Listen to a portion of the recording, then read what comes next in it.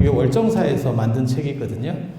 부모 운중경하고 금강경을 합본해서 책이 되게 이쁘게 나왔어요. 혹시 못 받으신 분 계세요? 그래, 제가 신통하다니까. 내가 정확하게 숫자를 맞췄어. 원주 스님이 책을 왜 줄 수가 없다라고 얘기하냐면, 이게 뭐 이번에 기도 붙인 분들한테 이렇게 주도록 되어 있어서 잘못하면 형평성 얘기가 나올 거예요. 뭐 이래서 인생이라는 게 다 그렇죠. 제가 그렇게 그래서 오해 없게 얘기를 잘 해달래요. 오해 없기는 뭐 먼저 받은 사람이 찜이지 뭐. 인생이 다 그런 거예요. 그래서 제가 이거를, 그러니까 제가 원래는 금강경이 아니고 신묘장구 대단하니 한다고 그랬잖아요. 근데 하려고 그래도 사람이 너무 없어서 이러다가 7개 명당 같이 될 수도 있어요. 7개 명당 하다가 한 4개인가 하다가 사람이 없어서, 제가 그 뒤부터 이렇게 딴 거를 이렇게 좀 하고 사람이 있을 때 그걸 해야지 이러다가 어디까지 했는지도 나 까먹었고. 근데 또 갑자기 뭐 코로나가 어쩌고저쩌고 해가지고 뭐 사람 수를 확 줄여라. 그래서 사실 뭐 강원도는 2단계라서 그렇게까지 심각하진 않지만, 그래도 우리는 또 불교인들의 특징이 이상하게 이런 거 오지 마라 이러면 또 득달같이 안 와요. 그런 말은 또 오라고 할 때 그렇게 말을 좀 들어봐라. 오지 말라는 건 겁나게 잘 들어요. 그래서 이렇게 분명히 말을 하면 몇 분 정도 오실 거야. 이게 이제 저도 늙으니까 영물이 돼가지고 여러분만 영물은 아니에요. 그래서 혹시 그거 아세요? 이게 백중을 맞이해서 제가 늘상 말씀드리는 거지만 백중은 49제를 하는 게 아닙니다. 백중에 49제 한다라고 하는 거는 그건 제정신이 아닙니다. 그게 쓸데없는 짓을 요즘 불교에서 해서 저도 참 깝깝합니다. 있을 수도 없는 일을, 그것도 큰 절들에서 막 이렇게 이상한 행동들을 하는 거를 참 이해할 수 없는 행태예요. 49제는 처음에 돌아가셨을 때 딱 한 번 하는 거고, 그 다음에, 그러니까 49일 안에만 할 수 있는 거예요. 그러니까 내가, 뭐 예를 들어서 우리 부모님이 돌아가셨어. 그런데도 한 열흘 정도 있다가, 49제를 해야겠다. 그러면 초제는 날아가는 겁니다. 그냥 49일로 끝나는 겁니다. 이해가 되시죠? 그렇게 하는 거예요. 그리고 그 49일이 지난 분들은 무조건 천도제입니다. 그리고 백중은 천도제 중에 한 가지예요. 그래서 일반 천도제는 한 사람을 대상으로 해서 비용이 좀 많은 거고, 백중 같은 경우는 이게 합동천도제라고 보시면 되겠습니다. 합동천도제. 그래서 합동천도제 뭐 생각하시면 되냐면, 보통 이제 가정에서 제사 지내는 거하고, 그건 한 분 하는 거하고, 설이나 추석에 차례 지내는 건 합동으로 다 이렇게 하시잖아요. 그렇게 생각하시면 돼요. 그래서 비용이 저렴하고 뭐 이런 식으로 가게 되는 거죠. 그래서 뭐 백중에 대한 얘기를 하려고 하는 건 아니고요. 이제 월정사에서 근데 오늘 되게 덥다, 그죠? 여러분들은 얼마나 덥겠어? 저도 더운데 내가 더 더울까? 이런 거 입어서. 근데 보통 여러분들은 이렇게 찼다 더웠다 하던데, 몸이. 그게 좀 이렇게 연세가 드신 분들이 대부분 이렇게 뭐 급격하게 찼다가 더웠다 이렇게 막 삐질삐질 땀 흘렸다가 막 이러던데, 갱년기 증상 뭐 이래가지고. 그래도 몸이 그렇게 찼다 더웠다 할 때가 좋은 거예요. 그 다음에는 계속 찹니다. 이런 개그 하지 말라 했는데 사람들이 이런 거 싫어한대. 극혐이라던데. 그래도 나는 재밌는데 뭐. 그래서 월정사에서 남들이 다 49제를 하니까 월정사에서는 7번 천도제를 지내는 거예요. 천도제를 그냥 7번 한다고 생각하시면 되고, 그 마지막 주가, 그래서 철야로 부모 운중경을 한대요. 부모 운중경을 한대요. 그래서 이제 백중과 관련해서는 보통 우란분경, 목련경을 하는데 부모 운중경이 좋겠다. 또 누군가가 그런 식으로 얘기를 했는가 봐요. 그래서 이게 세트 경전이라고 보시면 돼요. 다 그냥 비슷비슷한 경전, 같은 류라고 보시면 돼요. 그래서 보통은 목련경, 우란분경은 우란분절과 관련된 거고, 우란분절과 관련된 주인공이 목건년이에요. 그래서 목련경이라고 하는 경전도 있고 비슷한 경전입니다. 내용상으로는 상당히 비슷한 경전이고, 그 다음에 이제 부모님의 효를 강조하는, 정확하게 말하면 어머니 효를 강조하는 경전이 부모 운중경. 이 되겠습니다. 그래서 이 부모 운중경과 관련해서 이렇게 철야를 하고 뭐 기도를 한다고 그래서 그러면 이 얘기를 좀 해드리면 보통 이제 우란분경이나 이런 얘기는 많이 듣고 이제 부모님 얘기도 많이 들었지. 그 뭐 모르는 사람이 어디 있어요. 여러분이 어떤 분한테는 자식이고 또 어떤 부모한테는 부모고 뭐 이렇게 되어 있지 않겠어요? 그렇지 않을까요? 뭐 그렇게 그래서 이제 그 은혜를 기리는 그런 부분들에 대해서 한번 좀 이제 생각을 해보자, 라고 하는 거죠. 그거는 이제 뭐, 어버이날도 하잖아요. 5월 8일 날. 그죠? 근데 제가 이런 얘기는 제가 처음으로 주장하는 사람인데, 사람들은 전부 이런 경전들이 효도랑 관련되는 것들은 전부 다, 중국에서 만들어졌다. 이렇게 얘기하는 분들이 많아요. 근데 진짜 개뿔도 모르는 소리입니다. 중국에서 말하는 효의 기본은 부효예요. 부효. 아버지와 관련된 효. 그러니까 우리 조선시대나 이런 때 그 사극 같은 거 봐봐. 그러면 어머니를 그냥 순식간에 바꿔버리잖아. 그래도 아들은 한마디도 못합니다. 그렇게 가는 거예요. 그러니까는 그냥 숙종 생각해봐. 그러면 인현왕후 하다가 장희빈이 왕비. 그러면 인현왕후는 끝나는 거예요. 그리고 다시 복권. 이거 뭐 장난해 지금? 요즘 같으면 이혼각이지. 이혼각 정도가 아니고 그냥 뭐 진짜 SNS에 난리가 날 거다. 이런 미친놈이 다 있나 싶은데 그렇게 했잖아요. 그러면 그 왕자 입장에서는 어떻게 하느냐? 그냥 받아들이는 거잖아요. 그 장희빈 아들이 나중에 왕되잖아요. 경종. 근데 어머니가 돌아가셔도 한 거 하지 못하잖아. 아니 그렇지 않아요? 그러니까 철저하게 동아시아의 효라고 하는 개념은 아버지 효예요. 그래서 여성에 대한 효라는 개념이 존재하지 않는다니까, 동아시아에는. 여성은 약간 이렇게 낮춰봐서 수단같이 하는 그런 측면들이 강합니다.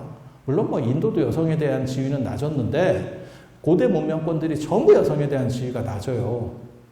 여성에 대한 지위는 낮았는데 관점들이 좀씩 달라요. 그래서 어머니를 중심으로 하는 게 인도적인 그런 뉘앙스들이 많고, 그래서 이거는 중국이나 이런 데서는 생각할 수 없는 거예요. 굉장히 이질적인 패턴이에요. 그거는 이렇게 이질성이 있는 거는 외부적 충격이 아니면 사실 존재할 수가 없어요. 그래서 인도 관련된 거는 지장경도 그렇고 전부 여성효예요. 어머니에 대한 효입니다. 어버이 은혜 노래 아세요? 뭐 나실제 괴로움 다 잊으시고 뭐 이런 거 있잖아요. 우리나라 사람들이 제일 많이 아는 노래 그게 뭘까요? 어버이의 어버이 은혜. 어버이 은혜 아세요? 나 다시 할게. 어버이 은혜 아세요? 우리나라 사람들이 제일 많이 이렇게 잘 알고 있는 노래가 뭘까? 안 낚이네. 해피 버스데이. 그 전 세계 사람이 제일 많이 부르는 노래가 해피 버스데이야. 내가 이렇게 밑밥을 깔면 여러분들이 덥석 물을 줄 알았는데 제가 여러분들을 너무 쉽게 봤어요. 제가 참여하도록 하겠습니다.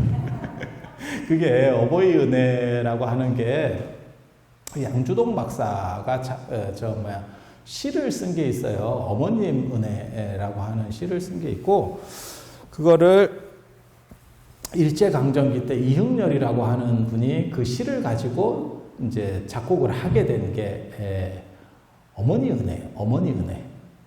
그래서 내용 자체를 보면 그게 다 어머니에 대한 내용밖에 없어요. 실제로 그 양주동 박사가 원래 불교적인 분이라서 그분이 영감을 얻어서 그 시를 쓴 게 뭐냐면 그 시가 노래가 되는 경우 있잖아요. 그러니까는 뭐 청사는 나를 보고 말없이 살라 하고 이 북대 관련된 그것도 노래가 있잖아요. 제가 노래를 불러줬으면 참 좋겠지만 오늘은 더운 관계로 제가 참는 거예요. 못해서 참는 게 아니고 여러분들 깜짝 놀라. 기도 못한다니까 내가 노래 부르면 그런 눈빛을 보내지 마라. 그런 불경한 눈빛 올바르지 않아. 그렇게 해서 그런 노래들이 있잖아요. 반달도 예전에 있었고 그러니까 시가 노래가 되는 경우들이 있잖아요. 물론 대부분 히트하지는 않습니다. 제가 보기에는. 왜냐하면 가사가 이쁜 게 중요한 게 아니고 보통 시가 이렇게 노래가 되면 가사가 이쁜데 가사가 이쁜 게 좋은 게 아니고 사실은 곡이 좋아야 뜨거든. 그런 건 맞는 것 같아요. 왜냐하면 저도 이렇게 생각해 보면 그리고 요즘은 더 그렇다. 그 BTS 노래나 이런 거 봐봐. 그럼 가사 잘 모르겠더라. 그런데 뜨더라. 그치? 가사를 잘 못 알아들어. 한국말인데 한국 사람이 잘 못 알아들어. 그 80년대, 90년대 노래만 해도 가사가 어느 정도 이렇게 딱 들어왔거든요. 그래서 노래를 부를 때는 사람이 생각을 하면서 불렀는데 지금은 생각 없이 해야 돼. 진원하고 비슷해. 생각 없이. 그렇게 해서 그게 일제강점기 때 그 노래가 만들어졌다는 거는 이제 우리가 다 그렇게 생각을 해요. 이게 되게 재밌는 건데 부계효를 강조해서 제사를 지낼 때도 여자는 참석도 못하고 이렇게 이제 억압적으로 했었잖아요. 그러니까 제수는 여자가 만들고 남자는 밤만 치다가 자빠져가지고 밤만 치다가 갑자기 제사 지낼 때는 남자들끼리 들어가.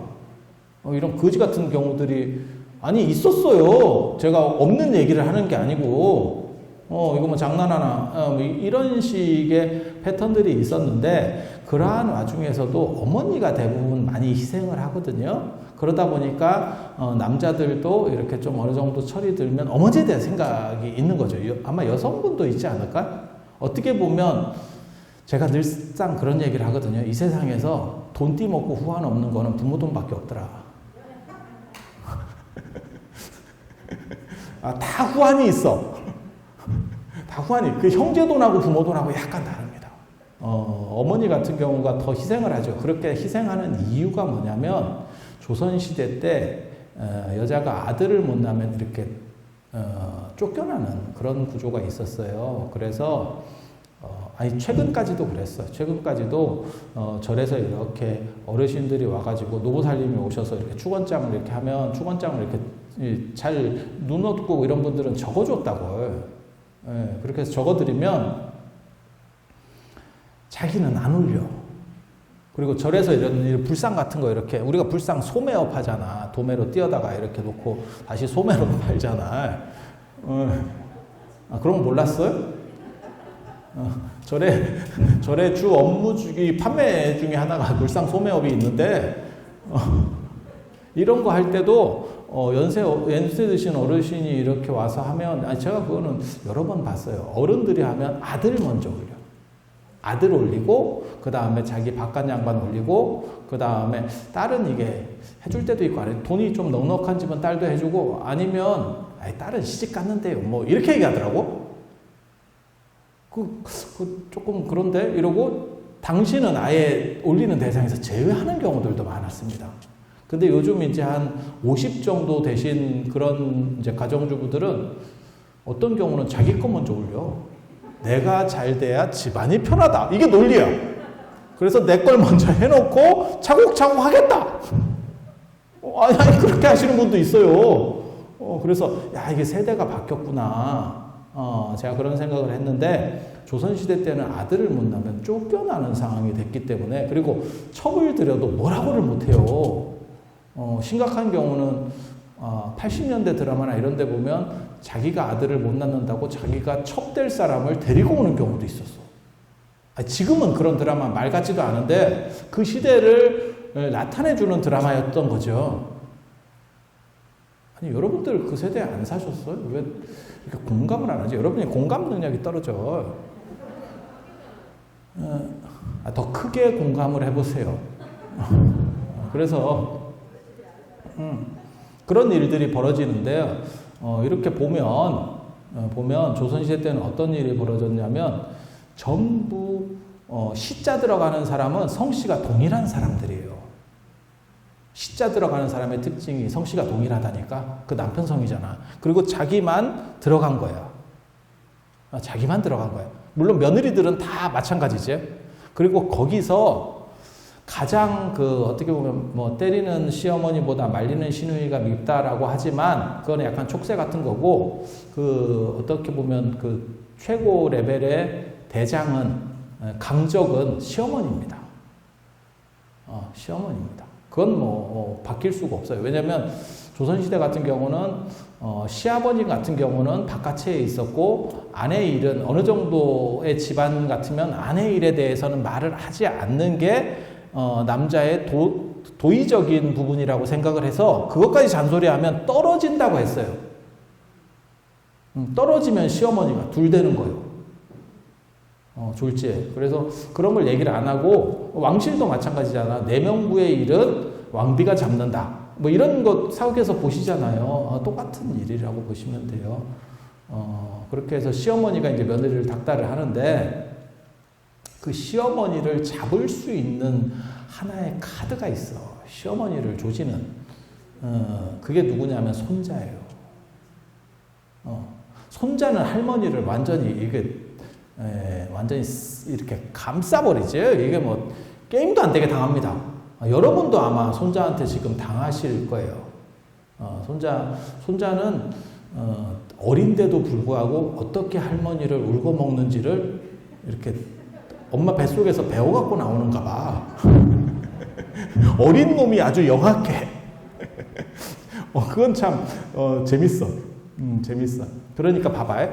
시어머니를 며느리는 못 이기고, 그 며느리가 이 시어머니를 먹일 수 있는 방법이 자기 아들이에요.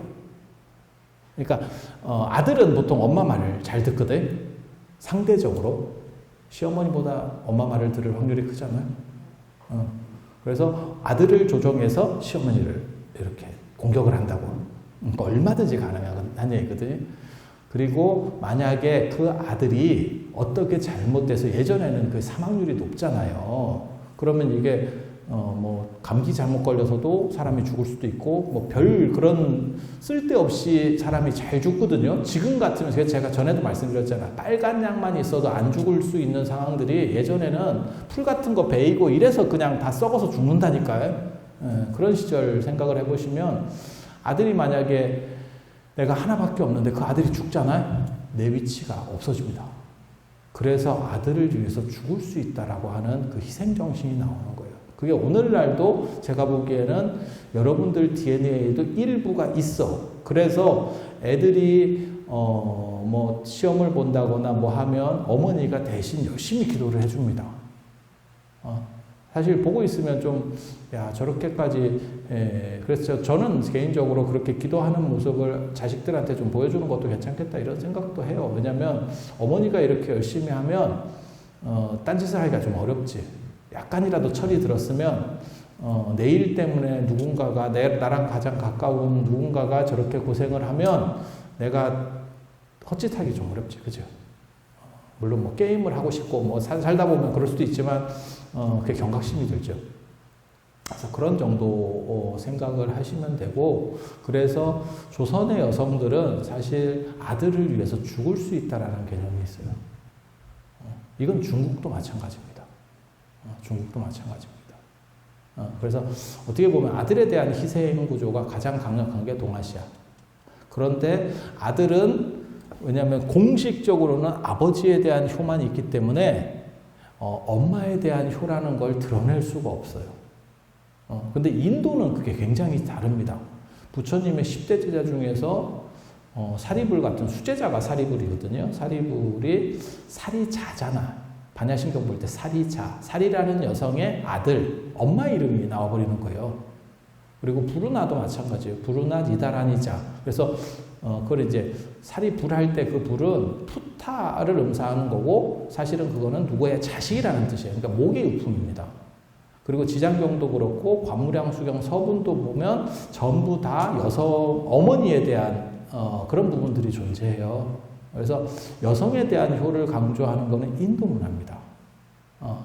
그리고 효라고 하는 것은 전 세계에 어느 정도는 다 있어요. 이제 강하냐 약하냐 뿐인 거지. 아니 아무리 미국이라도 부모에 대한 생각이 전혀 없는 정도는 되겠어요? 아니, 그렇지 않아요? 그 정도 생각은 다 있죠. 인도 문화가 들어와서 중국하고 이제 중국에 충격을 주고 중국에는 그 수요가 있었던 거죠. 어머니에 대한 부분들에 대한 수요가 있었던 거예요. 그리고 이 동아시아의 특징이 여성에 대해 이율배반적인 행동을 해요. 어머니는 숭고하고 모든 여자는 재수가 없다. 그런 거 아세요 혹시? 근데 그거 엄마가 가르친다. 그렇게 엄마가 가르쳐. 그리고 되게 재밌는 게 그런 거 있잖아요. 여자는 몇 시까지 들어오라 하고 남자는 살아있으면 된다. 아니 뭐 그런 문화들이 있어요. 그래서 이게 아니 바람직하다고 얘기하는 게 아니에요. 그런 게 있었다라고 얘기하는 거예요. 그런 거에 잘못됐다라고 저는 생각하는 사람이기 때문에 저는 여성주의자라니까. 그랬는데 제가 말을 이렇게 약간 티벅티벅하게 하기 때문에 여성주의자인데 여성주의자인지 몰라. 그런 비극적인 부분이 있죠. 그래서 인도에서 여성에 대한 효, 어머니에 대한 효라는 개념이 들어왔고 중국에도 어머니를 높이는 부분은 분명히 있습니다. 그건 뭐 자식된 걸로 다 마찬가지죠. 그러니까 그거 보면 되게 재밌다. 초상 날 때 요즘은 그렇게 안 하는데요. 불과 얼마 전까지 그렇게 했어요. 초상 날 때 상주가 지팡이를 하나씩 짚게 돼 있어요. 그래서 이렇게 굴건 쓰고 이렇게 상주 있으면 절할 때 이렇게 지팡이로 이렇게 당겨서 할 때도 있고 뭐 이렇게 하잖아요. 지팡이 못 봤어요? 당연한 걸 물어보면 아는 척을 합니다. 근데 그게 나무로 만들 때가 있고 대나무로 만들 때가 있어요. 요즘은 대나무로 다 만드는 이게 좀 잘못된 전통인데 그게 나무로 만들 때는 어머니가 돌아가셨을 때는 나무로 만들어요. 그리고 아버지가 돌아가시면 대나무로 만듭니다.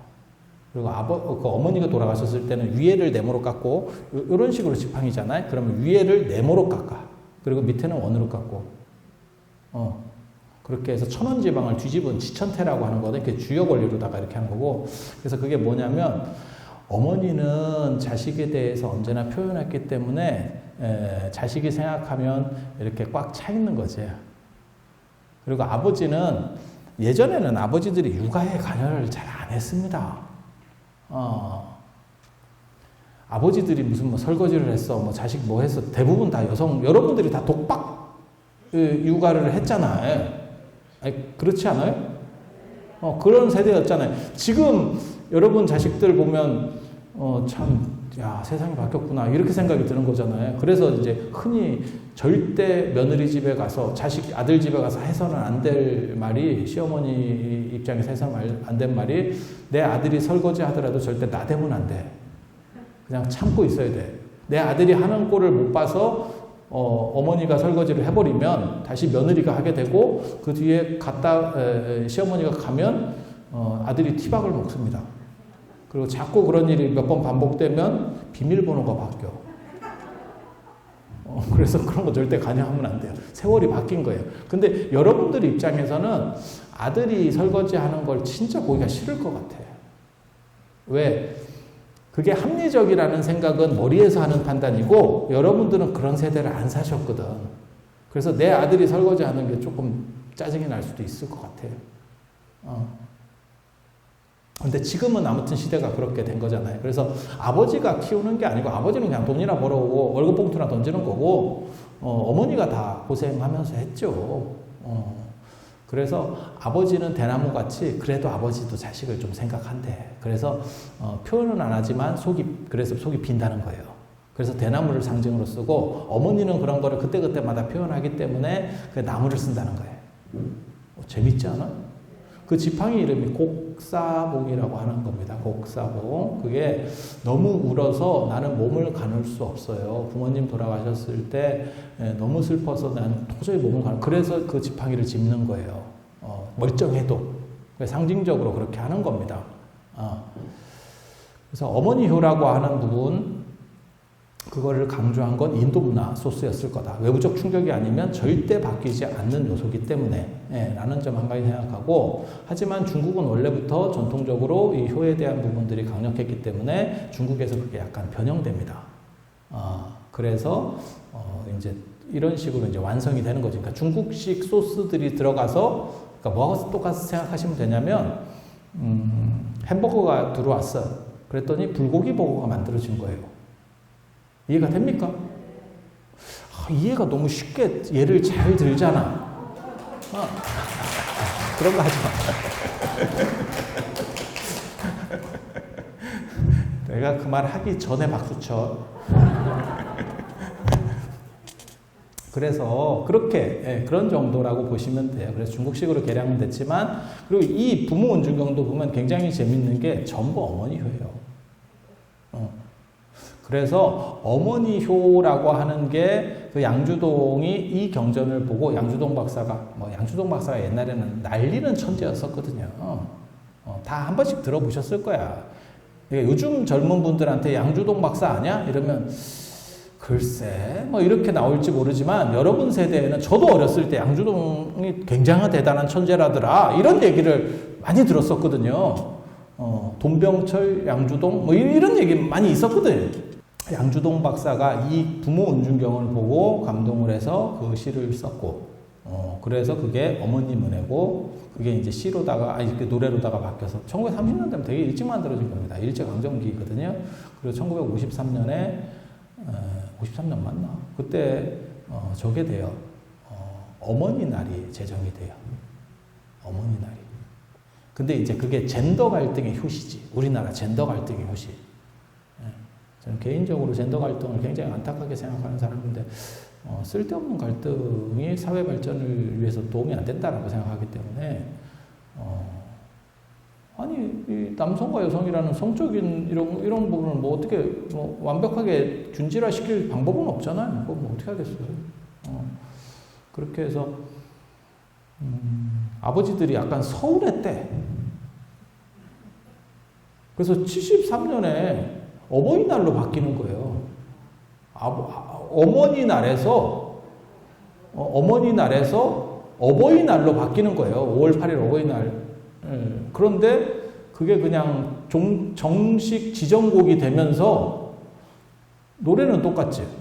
그러니까 낳으실 때 괴로움 다 잊으시고, 아빠가 낳진 않잖아. 시작부터 그렇게 된 거죠.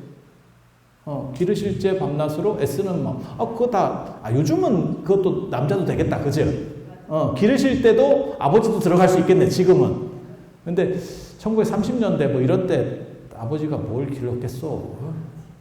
애 울면, 저 빽빽거리는 것 좀 어떻게 좀 해봐라. 이런 식으로나 했겠지. 굉장히 권위적이었거든. 이걸 보시면 10가지 이제 부모 온중경 이렇게 한번 보세요. 이 책 되게 이쁘지 않아요? 이게 실물이 훨씬 이쁩니다. 사진보다. 이게 뽀사시하고, 그리고 되게 비싸게 만든 책이에요. 이거를 어떤 분이 이번에 기도한다고 어떤 보살님이 청권을 이렇게 찍을 수 있도록 고시를 해주셨대. 근데 나 누군지는 모르겠어요. 왜냐면 그분이 누군지 내가 잘 모르겠는데 그렇게 하는 거 아닙니다. 이름을 넣어야 되는 거예요. 이름 넣어야 되는 거예요. 그러니까 누구한테 낚였겠지. 뭐 무주상보시가 좋다더라. 웃기고 있네. 그렇게 하는 거 아니야. 스님들이 쓸데없는 소리 할 때 무슨 뭐 불국사에 뭐 누가 뭐 이름 새겼더냐, 팔만대장경에 이름 새겼더냐, 다 그렇지. 국가가 한 거니까. 개인이 한 건 다 새겨놨어. 옛날에도. 인도의 산치대딱 같은 데 가봐. 거기 돈 낸 사람 이름도 그때부터 있어. 그래서 그걸 이름을 새겨서 사실은 그 공덕을 축원하고 이렇게 하는 게 맞는 거예요. 안 새기면 뭐 공덕이 더 잘 되고. 야, 동장에 돈을 넣는데 내가 예를 들어서 부모님 유산을 받아서 1,000만 원을 뭐 은행에다 넣었어. 근데 어느 은행에 넣은지도 모르겠고 누구 이름으로 한지도 모르겠고 계좌번호도 모르겠어. 찾을 수 있어? 못 찾아요. 그렇게 되면 그냥 부정보로 넘어가요. 그러니까 현생보, 내생보, 부정보라는 게 있거든. 현생보는 지금 일을 해서 좋은 일을 해서 지금 받는 거. 이번 금생에 받는 거.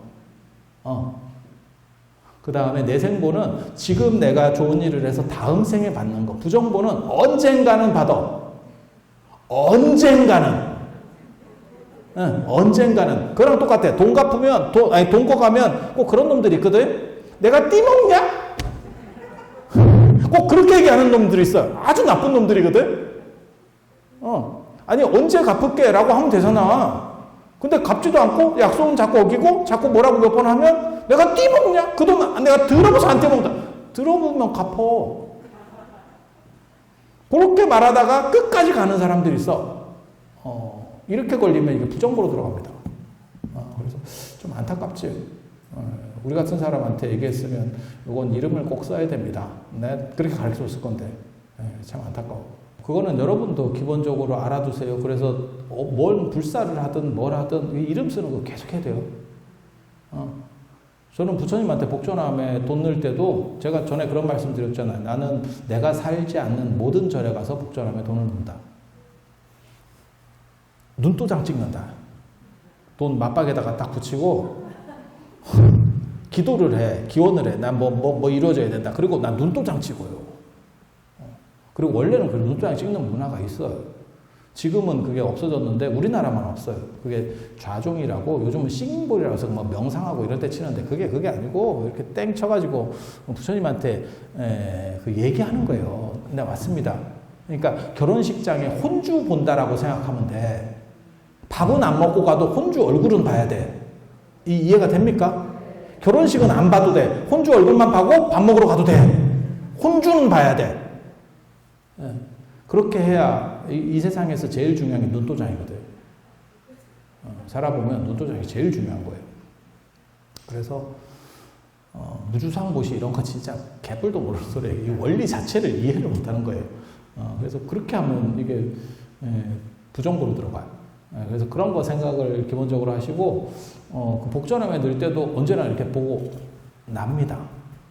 나 1,000원. 이렇게 적립해 주세요. 이렇게 뚜렷하게 해야 돼. 뚜렷하게 해야 돼. 그리고 그게 일본 같은 데 가시면 중국 가면 실제로 돈을 넣으면 스님이 앉아서 이렇게 쳐줍니다. 땡 이렇게 쳐줍니다. 그리고 일본 같은 경우는 그렇게 안 돼 있으니까 거기도 이제 인건비가 비싸니까 스님들이 잘 안 앉아 있어. 그러면 그 밖에서 이렇게 줄 당겨갖고 종치게 돼 있죠. 일본 가보시면 그렇게 돼 있어. 그리고 그것뿐만이 아니고 일본은 동전을 넣는데 동전이 또 복전함이 굉장히 재밌게 돼 있어요. 옆에 단면적을 보면 그래서 복전함이 꼭 소리가 나게 돼 있어. 따다닥 이렇게 3쿠션으로 동전이 들어가게 돼 있어. 그게 부처님한테 나 냈어요. 냈어. 이 얘기야. 이 얘기. 네. 그래서 아니 원래 그렇게 하는 거예요. 원래 그렇게 하는 거예요. 그래서 이 부모 은중경 이렇게 한번 보입시다. 부모 은중경을 보면 뭐 간단한 내용이 나옵니다. 맨 처음에 부처님께서 사위국 기수국고도건에서 기수국고도건이 사위국에 있는 사위국이라고도 하고 사위성이라고도 해요. 거기서 이제 부처님이 계셨는데 제자들하고 같이 다니시다가 어떤 뼈 무더기를 보고 뼈 무더기가 이렇게 뒹굴고 있는 것을 보고 부처님이 절을 했대. 인도는 시체를 유기하는 문화가 있어요. 시체를 유기하는 문화가. 그러니까 사람이 죽으면 화장을 하는 경우도 있지만 화장을 하는 거는 이제 좀 돈이 들거든요. 여러분 아시는지 모르겠는데 매장보다 화장이 돈이 훨씬 많이 듭니다. 지금은 대규모 화장시설이 있어서 화장이 적게 드는 거고 만약에 땅 파서 묻는 거하고 나무들을 사람이 탈 정도로 나무를 해서 한다고 생각을 해봐요. 화장이 더 비싸요. 진짜예요. 그건 절에서 화장하는 거 한번 보면 야 이거 열심히 벌어야겠구나. 이순재 보험이라도 하나 들어놔야겠구나. 묻지도 따지지도 않는 그런 거라도 하나 해놔야겠다. 이런 생각이 들어. 그래서 화장은 비싸기 때문에 인도 사람들은 윤회한다고 생각을 하니까 사람이 죽은 거를 어떻게 보는 거냐면 이미 영혼은 넘어갔고 이거는 그냥 껍질이라고 생각해요. 뭐하고 똑같은 거냐면 신발 다 떨어진 신발 그냥 갈아 신는 거예요. 그래서 그거를 유기해도 그냥 버려둬도 큰 문제가 없다라고 생각해요. 근데 물론 아무 데나 버리는 건 아니고 시신을 뭐 아무 데나 버리겠어요? 버리는 데가 있습니다. 왕사성에는 이제 그걸 한림이라고 하고 그 한림의 또 다른 말이 시타림이에요. 그래서 시달림한다. 뭐 이런 얘기도 거기서부터 나오기 시작하는 거고. 그리고 그런 유기 문화가 있어서 인도에서는 백골관이라고 해서 시체가 이렇게 썩으면서 흐트러지는 거를 보면서 관하는 관법이 있어요. 그러니까 인생이라고 하는 게 죽고 나면 다 저런 거구나라고 이제 집착을 버리는 거죠. 조금 지나면 다 그렇게 돼라고 하는 뭐 그런 게 있어요. 우리 노래에도 그거 있잖아요. 제가 성주풀이가 보면 낙양성심야의 높고 낮은 정도면 영웅호걸이 몇몇이냐. 그게 딱 그런 거거든요. 그게 북망산 노래거든요. 그래서 중국 낙양에 가면 실제로 그 고묘박물관이라고 있어요. 그 북망산에 있거든요. 그 북망산이 아주 길지라고 생각을 해서 예전에 돈 있는 사람들이 거기다 다 무덤을 써. 무덤계의 타워 팰리스지. 이해가 되시죠? 그래서 그 무덤들을 보고 사람들이 노래를 하는 거예요. 저 북망산에 그렇게 잘 나가는 영웅거리 있지만 다 자빠져서 흙됐다. 그 노래는 제가 그 성주풀이가 제가 굉장히 감동 깊게 생각하거든요. 왜? 그러니까 시간 날 때 놀아라. 그렇게 끝난다니까요? 그 굉장히 재밌어요. 지금 놀아라. 그거 어떻게 보면 욜로의 화신이지. 수천 년 전 욜로의 화신이에요. 그래서 그렇게 그래서 인도 같은 경우는 그렇게 뼈가 굴러다니는 경우들이 있어요. 우리나라는 이제 예전에 이제 골품제 사회 때 이제 뼈를 다시 이렇게 추리는 문화가 있고 아무튼 그래 갑시다. 이제 진행을 해보면 그 뼈가 이렇게 굴러다니니까 부처님이 그걸 보고 절을 했대요. 거기 뼈를 보고. 그랬더니 이게 뭐 하는 시츄에이션이지? 이렇게 이제 제자들이 이게 뭐 하는 거요? 이렇게. 네. 여러분들은 제가 보기에는 부처님 제자가 못 됩니다.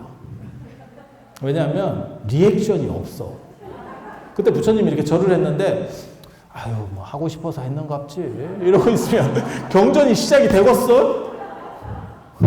나중에 여기 경전 봐봐. 이 뒤쪽 보면 제가 이거 들어오기 전에 이게 읽었는데 한 30분이면 읽거든요. 글씨가 커서. 읽었는데 뒤쪽에 보면 부처님이 이 말씀을 하시니까 제자들이 호들갑스럽게 놀라는 대목이 나와요. 리액션 부자들이야. 그래야 부처님도 법문을 설하실 기분이 나지. 여러분 같이 그냥 두꺼비 파리 먹듯이 계속 뭔 얘기를 해도 이러고 있으면 말하기 참 힘들지. 부처님. 그래서 그렇게 절을 하니까 이제 물어보는 거죠. 부처님께서 왜 절을 하십니까? 이렇게. 여러분 같았으면 어떻겠어? 아이고, 어른이 뭘 절하고 싶었는 것 같다. 그런 경전이 없어. 경전이 안 생겨. 그래서 스토리가 이제 진행이 되는 거죠. 그랬더니 이게 전생에 부모님이었을 수도 있다. 이제 이렇게. 이제 부모님에 대해서 이제 환기시키는 어떤 충격요법을 쓰는 거지. 원래 부처님의 특징이 이게 교수법에서 나오는 겁니다. 3분에서 5분 안에 상대를 조져야 돼. 사람이 얼마나 많든 그거를 한 방에 싹 땡길 수 있는 무언가를 해야 돼. 미친 짓을 해야 돼. 그렇게 해서 이 사람들이 주목해서 이거 딱 보게 만들고 얘기를 하는 거예요. 이해가 되시죠? 그래서 그게 이벤트를 하나 한 거야. 그래서 사람들이 이게 왜 그래요? 이렇게. 이제 당신이 하고 싶은 얘기는 있는데 원래 그렇게 하는 거예요. 그렇게 해서 부처님이 딱 생각이 돌아가는 걸 하고 그 다음에 아난한테 얘기를 하는 거지. 야, 저 뼈 이렇게 남자 뼈인지 여자 뼈인지 구분할 수 있겠니? 뭐 이런 거. 그랬더니 아난이 이제 아난의 특징이 약간 이런 거 이제 맞춰줘야 되거든. 그래서 이제 살았을 때야 구분이 가능하지만 죽은 사람을 어떻게 구분합니까? 뼈만 갖고 어떻게 내가 뭐 법의학자요? 이거지. 난 전공자가 아닙니다. 이렇게 얘기했더니 부처님께서 그게 좀 다르다. 다르다. 남자 같은 경우는 조금 희고 무겁고 뼈가 여자는 이제 애를 낳다 보니까 게다가 요즘은 이제 애를 별로 안 낳지만 예전에는 또 막 한 10명씩도 낳고 막 이렇거든요. 이게 셋째 딸 여기 계세요? 셋째 딸? 셋째 딸 뭐 보지도 않고 데려간다 이러잖아요. 예. 그게 왜 그러냐면 구박덩어리라서 그래요. 딸을 셋 정도 날 정도가 되면 이게 약간 그거 아세요? 산후조리 같은 것도 예전에 그 딸 낳으면 시어머니가 던지는 경우도 있어요. 그래서 셋째 딸을 낳으면 이게 그 집에 이제 난리 나는 거지. 그래서 이 무시받는 상황 속에서 내가 살아남아야겠다 해서 눈치만 엄청나게 빠른 거예요. 그래서 셋째 딸은 어디든 맞출 수 있다라고 해서 셋째 딸은 보지도 않고 데려간다라고 하는 얘기가 있는 거예요. 아, 진짜라니까요? 진짜예요. 요즘 젊은 분들은 당연히 이해를 못 하겠지만 여러분 세대에는 그게 있어요. 아실 거예요. 그런 눈치. 그래서 장남한테는 위신을 세워주는 게 좋고, 이게 족보에 나오는 얘기입니다. 장남 비율 맞춰주려면 위신을 세워주면, 그러니까 부인이, 잘한다, 이렇게 살살살 긁어주면 지 죽는지 모르고 가는 게 장남이고, 그 다음에 차남한테는 음식을 맞춰주라는 거예요. 왜냐면 차남은 위에한테, 장남한테 치가지고 장남 중심으로 가고, 막내는 또 막내 프리미엄이라는 게 있거든. 막내 똥꼬집 부리면서 이렇게 하는 게 있어요. 근데 막내한테는 또 부모들이 또 약합니다. 왜? 나이 들어서 애들을 낳기 때문에 그냥 이쁜 거지. 그래서 그냥 이렇게 간다고. 그래서 막내는 막내대로 또 이게 끝발이 있거든. 예전에는 장남은 반부모다라고 그랬어요. 옛날에는 장남한테 쓰는 글자도 있고 이름자에 차남 쓰는 글자도 있고 막내 쓰는 글자도 달랐어요. 그래서 글자만 보고도 이게 차남인가 이런 생각들을 다 해요. 그래서 차남은 위아래 쳐가지고 자기한테 맞춰주는 뭔가를 해주면 굉장히 좋아한다 라고 하는 거예요. 그리고 이제 막내는 조금 이렇게 다독거려주면 좋아하고 다 그런 성향들이 있어요. 지금은 아무 쓸모없는 얘기입니다. 예전에는 그렇게 맞춰주면 혹 넘어온다, 홀랑 넘어온다, 뭐 이런 비법들이 다 있어. 그게 통계적으로 해서 책으로 나온 얘기예요. 제가 그냥 중구난방으로 지어내는 얘기가 아니고. 그래서 여자 같은 경우는 그렇게 이제 아무래도 여자가 골다공증이 더 심한 이유도 그런 거라고 저는 생각을 하거든요. 여러분 연세 정도 되면 이미 골다공증이 상당히 진행됐죠. 여성분들이 남성에 비해서 골밀도가 떨어지는 이유도 사실은 저는 출산하고 관련이 분명히 있을 거다 이런 생각을 해요. 근데 똑같은 얘기를 합니다. 여기서. 그래서 여성뼈는 더 가볍고 그 다음에 이게 조금 검고 그 골밀도 얘기겠지. 그리고 남성뼈는 좀 더 희고 무겁다. 그래서 그 차이들이 있다. 그래서 그런 걸로 남녀를 구분할 수도 있다. 그리고 여성이 그 임신한 상황에서 애를 낳고 이런 것들이 얼마나 고통스러운지 아느냐. 이제 이러면서 어머니 은혜 얘기를 하는 거죠. 그리고 부모님이라고 하는 거는 참 그런 것 같아요. 살아계셨을 때는 약간 여기도 그 얘기가 나옵니다. 부모 얘기를 하면 이제 자식이 어느 정도 크면 이제 부모를 무시하고 뭐 이렇게 지 하고 싶은 대로 하고 라는 게 나오는데 또 막상 돌아가시고 나면 뭔가 생각이 좀 걸리는 게 있죠. 그래서 저는 그 얘기는 저는 믿거든요. 주자 10회운에 보면 첫 번째 부모 사후에 부모님 돌아가시고 나서는 반드시 후회한다. 그때 조금 더 할 걸 이런 생각들이 드는 거예요. 그런 생각 안 드시던가요?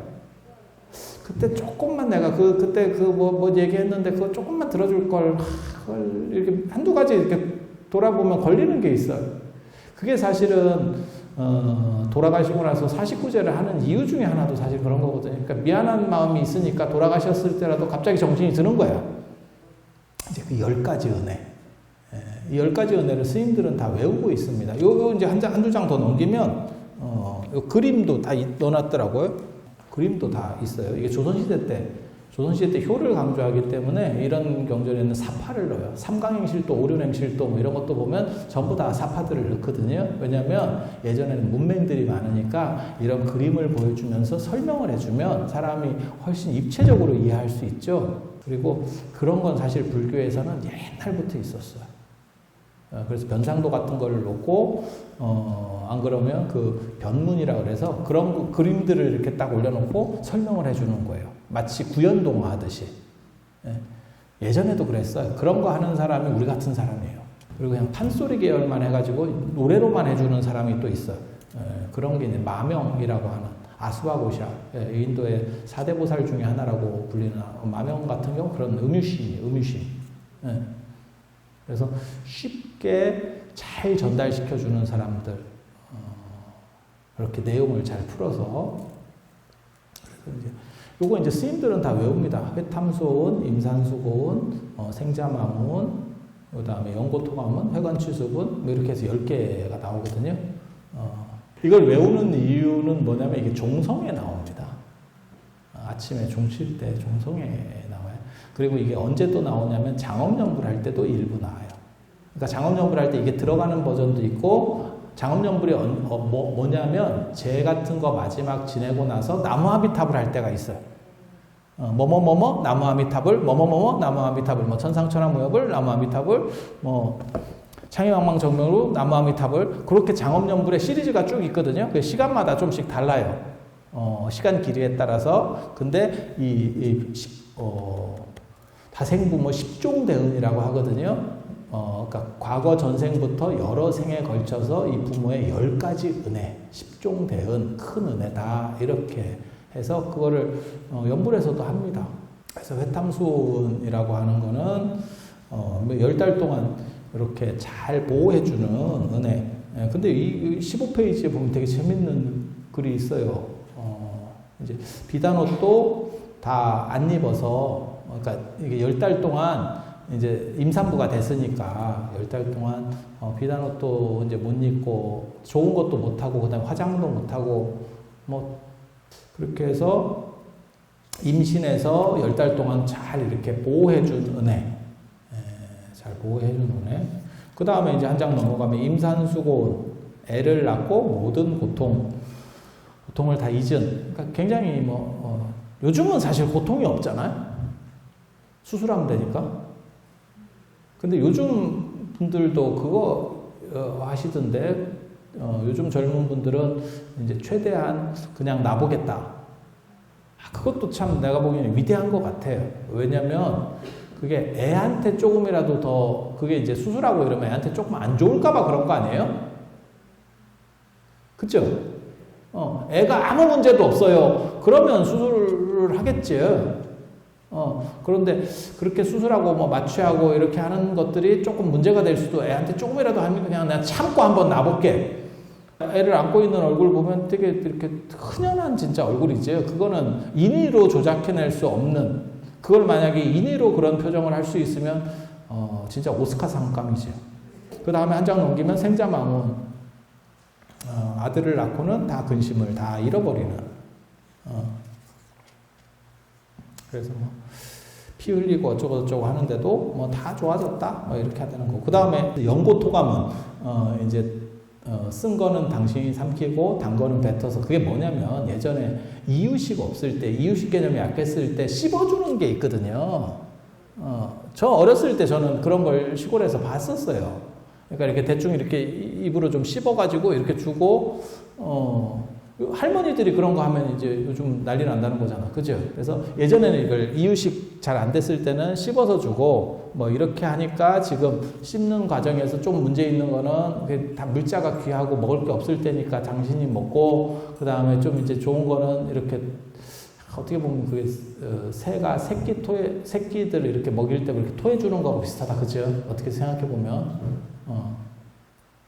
저희 어렸을 때만 해도 참 그런 걸 자연 관찰을 진짜 많이 했는데, 시골에 가면 이렇게 천막 밑에 새집이, 제비집이 있던데? 처음에 그거 보고 제가 굉장히 놀랐어요. 새집이 무슨 집 안에 있어? 그것도 무슨 새장 안에 있는 것도 아니고? 그랬는데, 그걸 이렇게 외갓집에서 제가 이렇게 지켜보고 있으니까 그렇게 하대요. 그래서 이게 흥부 그 박씨 사건이 이래서 나올 수도 있구나. 이게 얘기가 이렇게 스토리가 전개가 되는구나. 라고 생각을 했죠. 여러분 제비 많이 봤잖아요. 회관치수분이라고, 이럴 때는 이게 말을 간자로 써요. 하늘 건자가 아니고 마르다. 가끔 이게 발음이 한자가 달라지는 경우가 있어요. 성, 김, 쇠, 금 뭐 이렇게 하듯이 똑같은 글자를 넣고, 이게 굉장히 어렵다고. 그래서 이거는 회관추수분 이렇게 하는 건데, 이게 진자리 마른 자리 가라니시고, 어머니 은혜 보면 그거 있잖아요. 딱 그런 거죠. 그리고 예전에는 예전에 집이 진짜 거지 같았거든. 한옥이 진짜 거지 같았거든. 옛날 한옥, 그 초가집. 바닥도 평평하지 않고 거기다 멍석을 깔았는데 굉장히 비위생적이고 비가 새요. 그래서 진자리 마른 자리 얘기가 나오는 거예요. 선교사들이 1800년대 말 1900년대 초에 글 써놓은 거 보면 굉장히 놀라운 얘기를 해요. 그게 뭐냐면 우리나라에 처음 조선 구한 말이죠. 그때 그 조선에 와 보니까 조선이 이렇게 잘 사는지 몰랐다. 이렇게 적었어요. 왜? 외양간이 엄청 많다. 근데 알고 보니까 거기서 사람들이 나오더라. 그게 초가집이에요. 그 선교사들이 볼 때는 그걸 외양간으로 보고 저기에 설마 사람이 살지는 않을 거야. 가축이 이렇게 많으면 굉장히 잘 사는가 봐. 이렇게 생각했더니 그랬대. 그리고 그 선교사들이 제일 힘들어하는 게 두 가지거든요. 하나는 뭐냐면 교회나 이렇게 선교사들이 뭐 하냐면 그 집에 들어가서 뭐 예배 보고 이런 거 하거든요. 악취가 너무 심해서 미칠 것 같대. 그렇게 써놨어. 근데 멍석을 바닥에다 깔잖아요. 그래서 그게 애들이 거기 또 이제 옷도 안 입잖아요. 어렸을 때 애들 옷 안 입혀서 키웠습니다. 아니, 여러분보다 좀 더 위에 세대. 예. 옷 안 입혀서 키웠어요? 그럼 거기다 막 싸고 이런다고. 싸면 대충 닦아내고 쳐. 그러면 거기 다 끼어 있어. 그래서 그게 이제 복합되면 냄새가 죽이지. 그래서 선교사들이 막 그 냄새 때문에 미칠 것 같대. 그리고 그 또 잘못해가지고 걸려서 정부에 걸려가지고 깜빵에 가면 난리가 난다는 거예요. 이와 벼룩이 얼마나 많은지 사람을 뜯어먹는데 미치겠다는 거예요. 그게 제일 힘들다고 써놨어. 그 두 가지가. 그래서 진자리 마른 자리 이러면 집에 왜 진자리가 있지? 거의 대부분 초가집은 집이 샜다는 거예요. 집이 샜다는 거예요. 그런 기록들을 보면. 그래서 진자리 쪽, 그리고 저도 어렸을 때 이렇게 기억해 보면 지금은 보일러 같은 게 워낙 잘 되어 있어서 별 볼 일이 없지만 예전에는 보일러가 나오고 난 뒤에도 아랫목, 윗목이라는 게 굉장히 편차가 컸었어요. 그리고 이거 보일러 없는 집은 그냥 그 온돌이 굉장히 과학적이라 하는데 그거는 진짜 좋은 온돌이고 일반 집, 시골집의 온돌은 밑에는 발도 못 댈 정도로 뜨겁고 위에는 얼음이 옵니다. 자릿기 갖다 놓은 거 이런 거 보면 나 방에서 얼음 오는 것도 봤었다니까. 야, 세상에 이런데 어떻게 살지? 나 이랬었어. 아니 저희 때만 하더라도 약간 이게 나라가 풀린 거예요. 여러분들은 아마 거의 다 경험을 했었던 거고 위풍이라고 하는 게 있잖아요. 외풍. 그 뭐 바람이 진짜 왔다 갔다 하죠. 지금처럼 이런 게 아니고. 그런데 그런 상황들을 제가 지금 기억을 해보면, 유심히 기억을 해보면, 애들은 따뜻한 아랫목 쪽에서 재우고, 어른들이 윗목 쪽에서 주무셨어요. 혈관 치수분이라고 하는 게 그런 걸 나타낸다더라. 그 다음에 유포 양육은, 이게 젖 먹이는 거잖아요. 예. 지금은 사냥젖 먹이는 게, 방목우유로 먹이나요? 근데 요즘 젊은 분들 이렇게 보면 모유를 고집하시는 분도 있죠. 아니 그렇잖아요. 이렇게 보면 그렇게 해서 이제 뭐 애한테 좋다 하니까 자기 몸이 좀 무너지더라도 이제 모유를 먹이겠다 있고 애가 눈이 하나 없고 그러니까 장애인 그리고 불굴해도 부모는 그것을 크게 싫어하지 않는다. 이건 참 그렇지. 어떻게 보면 그런 것 같아요. 이거는 부모나 할 수 있는 일이라는 생각이 들어요.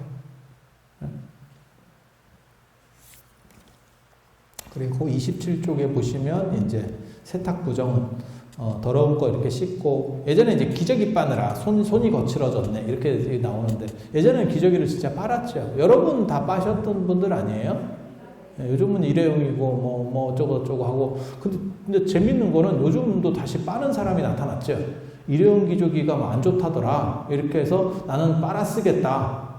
우리 어렸을 때만 해도 그 똥기저귀라고 하는 얘기가 참 많았거든요. 왜냐면 이렇게 애들도 많이 낳았고 저희가 베이비붐 세대니까 세대니까 애들도 많았고, 그게 이제 애가 고만고만한 애들이 여러 있으면 그 기저귀가 막 이렇게 쌓여 있죠. 그래서 그걸 쉽게 빨으려고 물에다 이렇게 담가 놓고 이렇게 쭉.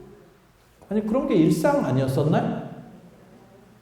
여러분은 그걸 빨고 있었던 세대잖아요.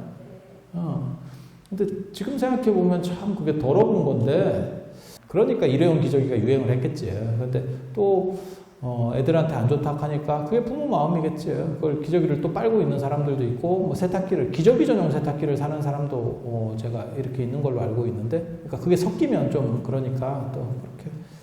그래서 기저귀 빠느라 손발이 거칠었네. 나는 근데 기저귀도 안 빠는데 왜 주부습진이 있어? 그 다음에 29쪽에 보면 원행업념은 먼 길을 떠나도 이렇게 자식 걱정을 하는 뭐 그런 거죠. 그렇지. 멀리 있으면. 그래서 부모님 계셨을 때는 나갔을 때 들어왔을 때 이렇게 보고하고, 예전에 저희 어렸을 때만 해도 절하는 문화가 있었죠. 그렇지 않아요? 이렇게 좀, 그러니까 뭐, 아침에 나갔다 저녁에 오고 이런 건 말고, 어디 뭐 출장을 간다거나 이러면, 저는 그런 거를 많이 봤어요. 갔다 오면 절을 하고, 어른이 이제 더 어른한테 절을 하는 거죠. 저희 세대는 이제 그런 거 없어졌죠. 그냥, 다녀왔습니다로 끝나는 세대고, 그 전에는, 절을 하고, 그 다음에 어떻게 했습니다. 이렇게 복명하는 그런 게 있었죠. 그래서 부모님 입장에서는 뭐 아무리 잘 돼도 자식이니까, 그래서 그런 거고, 그 다음에 31쪽 보면 위조 악업은, 그래서 자식의 나쁜 일에 대해서 이렇게 덮어주는, 참 이게 좋은 건지 나쁜 건지 잘 모르겠는데, 그래서 우리나라에는 그게 있죠. 자식이 범죄를 했을 때 부모나 이런 분들은 증인이 될 수 없습니다. 알리바이를 세워줄 수가 없어. 제가 집에 있었는데요, 이렇게 얘기해도 그건 알리바이 성립이 안 됩니다. 왜? 부모는 그렇게 속여주는 문화가 동아시아에 있거든요. 동아시아에 있어서 그렇게는 안 돼요. 그리고 그게 이제 위증에 걸려도 큰 문제가 없습니다. 당연히 부모는 그렇게 할 수 있지. 그게 원래 논어에 나오는 말이거든. 논어에 보면 공자가, 어떤 사람이 공자한테 찾아와서 그렇게 얘기해요. 우리나라 사람은 굉장히 정직합니다. 아버지가 양을 훔치면 자식이 신고합니다. 이렇게 얘기해요. 그러니까 공자가 너네 나라 정직은 그거냐? 우리나라 정직은 그런 거 아니야. 아버지가 훔치면 자식이 숨겨주고, 자식이 숨기면 자식이 훔치면 아버지가 숨겨줘. 이렇게.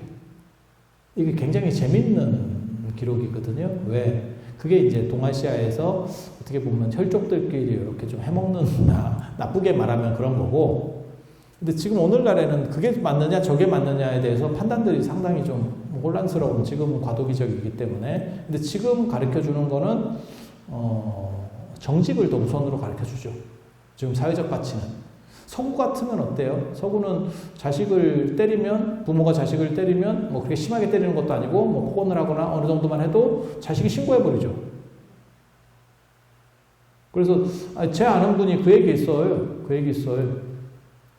애를 조기 유학 보내려고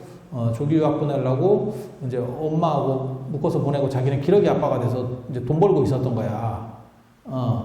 그러다가 몇 년 지나서 미국에 갔더니 자식한테 뭐라고 했더니 이렇게 눈을 똑바로 뜨고 이렇게 쳐다보더래. 그래서 이제 한국 아버지니까 약간 지랄을 했지. 그랬더니 자식이 신고하겠다 이렇게 나오더래. 그래서 어떻게 했다는 줄 알아요? 그래? 이러더니 유학이고 지랄이고 다 필요 없고 한국으로 일단 데리고 와서 좁혔대. 이게 사람이 되는 게 중요하지 이게 안 되겠다 이렇게 좁혔대. 그래서 자식을 위해서 부모가 죄를 뒤집어 쓰는 경우들도 있고, 뉴스나 이런 데 보면 아직도 있는 이야기죠. 미국에서 그 진짜 예전에 그 사건이 있었잖아요. 이민을 가서 너무 힘들어서 이제 이민 처음 간 사람 다 힘들죠. 먹고 살기 힘드니까. 뭐 잘 사는 사람이 이민 갔겠어요. 그렇게 해서 이제 맞벌이하고 일할 때 어린 자식이 있는데 걔가 말도 못하고 이런 상황에서 왔다 갔다 할까봐 문을 잠가 놓고 갔대. 밖에서 열쇠로. 자물쇠로 잠가버린 거예요, 집을. 그랬는데 안에서 사고가 나서 불이 붙었지. 근데 걔가 문이 잠겼으니까 걔는 탈출을 못하고 죽은 거죠. 다 죽은 거죠. 근데 그때 부모가 이제 뛰어와서 이제 이미 죽은 거, 그러니까 그때 뭐라고 얘기했냐면 내가 얘를 죽였다. 그랬더니 그게 무슨 의미인지 아시잖아요. 근데 현행범으로 자백으로 해가지고 깜빡 들어갔어요. 그렇게 해서 그거를 이건 한국의 정서다라고 해서 뭐 한인들이 뭐 이렇게 얘기를 해주고 했지만 결국 형 다 살고 나갔습니다. 문화가 다르죠. 한국 사람이면 그게 자백이다라고 받아들이진 않거든. 자책이지. 자책이지. 그런 거 있고, 10번째, 이제 마지막 10번째, 33쪽에 보면 국영영민은 끝까지 아무리 자식이 뭐 장성하고 나이가 어려도, 나이가 많아도 이제 부모 입장에서는 자식이 걱정되는. 그래서 요 33페이지에 보면 그거 있죠. 부모님 나이가 100살이 돼도 80살 된 자식을 걱정한다. 그건 아닐 것 같은데? 왜냐면 100살 전에 치매가 걸려가지고 자식을 못 알아보는 게 아닐까. 근데 어머니들이 보면 되게 재밌는 게, 저는 그 치매 보면서 내가 그런 생각을 하거든요. 보면 남편은 잊어버려도 자식 안 잊어버린다. 아들 안 잊어버린다. 그러니까 아들이 더 귀한 거야. 아들이 더 귀한 거야. 남편보다. 마지막까지 남는 기억은 도대체 뭘까? 그리고 요 마지막 줄 봐봐. 33쪽의 마지막 줄 봐봐. 수명이 다하면 그때나 쉴까? 자식 걱정. 이거는 부모 입장에서는 맞을 것 같아요. 뭐 외국에 나가도 그렇고 국내에서 뭐 어디 다 이제 어느 정도 크면 다 이렇게 떨어질 수밖에 없잖아요. 뭐 학교 때문에 떨어지기도 하고, 안 그러면 직장 때문에 떨어지기도 하고, 안 떨어지면 더 문제죠. 그죠? 나중에는. 뭐 결혼 때문에 떨어질 수도 있고, 하지만 걱정이 되죠. 원래 우리는 5월 8일이 어버이날이지만 불교적으로는 7월 보름이 부모님을 어떤 기리는 그런 날이죠. 그래서 이런 기회에 한 번 정도 생각을 해보시고, 물론 뭐 부모님이 돌아가시는 분도 계시고 어떤 분은 살아계시는 분도 있고 뭐 다 상황마다 다를 거예요. 그렇지만 부모님이 없었던 분은 없을 거 아니야. 박혁거생가? 뭐 없었던 분은 없을 거 아니야. 그래서 한 번 정도라도 이렇게 생각을 해보고, 이제 여러분도 다 부모님이 되시고, 어떤 분은 부모의 부모가 됐지. 이제 할머니가 된 거죠. 그죠?